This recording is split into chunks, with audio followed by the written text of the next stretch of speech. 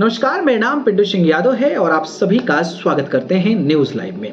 दोस्तों, आपको पता होगा कि 2024 लोकसभा चुनाव के दौरान उत्तर प्रदेश की एक सीट अयोध्या, जिसे फैजाबाद कहा जाता है, वहां पर बीजेपी को हराकर समाजवादी पार्टी ने अपना दबदबा बनाया। अवधेश प्रसाद जीते वहां से और उनका जो है सांसद बने तो कुर्सी खाली हो गई। हालांकि पिछली बार जब उपचुनाव होना था उसी में उपचुनाव की बातें चल रही थी, लेकिन अब उसको एक्सटेंड कर दिया गया और फाइनली अब उसका जो है डेट भी आ चुका है। इस कड़ी में बीजेपी ने मिल्कीपुर उपचुनाव के लिए बीजेपी प्रत्याशी घोषित कर दी है। किसको मैदान में उतारी है, कैसी लड़ाई होगी, चलिए हम जानते हैं।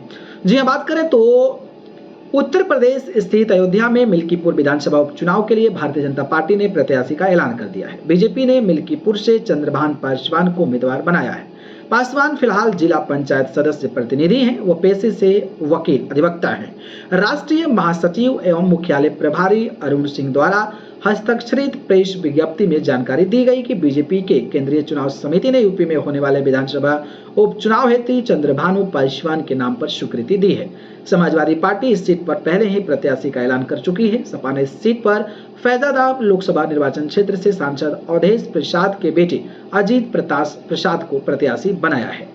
उधर समाजवादी पार्टी के सांसद अवधेश प्रसाद आश्वस्त हैं कि उनके बेटे अजीत मिल्कीपुर में जीत कर इतिहास रचेंगे। यहां पर 5 फरवरी को उपचुनाव है। रविवार को समाजवादी पार्टी के सांसद ने कहा था कि मेरा बेटा मिल्कीपुर विधानसभा सीट से चुनाव जीतकर इतिहास रचेगा।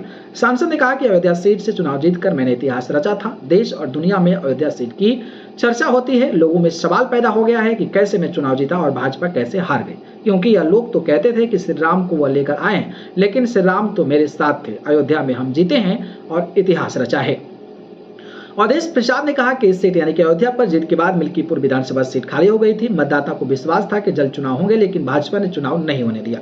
अब चुनाव आयोग ने घोषणा कर दी है। 5 फरवरी को यहाँ की जनता मेरे बेटे समाजवादी पार्टी के प्रत्याशी यानी कि अजीत प्रसाद के समर्थन में वोट करेगी। यहाँ से समाजवादी पार्टी की जीत का संदेश 2027 के विधानसभा चुनाव तक पहुंचेगा। 2027 में इंडिया ब्लॉक की सरकार बनेगी। अब जिस तरीके से मिल्कीपुर में बीजेपी ने प्रत्याशी घोषित किया है, उस पर आपकी राय क्या है, बताइएगा। धन्यवाद।